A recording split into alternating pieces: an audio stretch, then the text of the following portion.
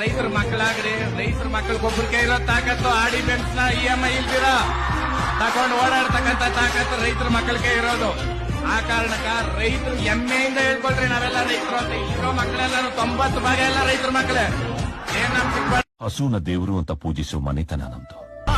ಉಸಿರಾಡೋ ನನ್ನುಸಿರ ಏರಿಳಿತ ನೀನೆ, ಹಸುಗೂಸಿನ ಈ ಹೃದಯದ ಎದೆ ಬಡಿತ ನೀನೆ, ನಾನೆನೆಯೋ ಪ್ರತಿ ಗುರಿಯನ್ನು ನಡೆಸೋನು ನೀನೆ, ಈ ಜೀವದ ಜೊತೆ ಪ್ರತಿ.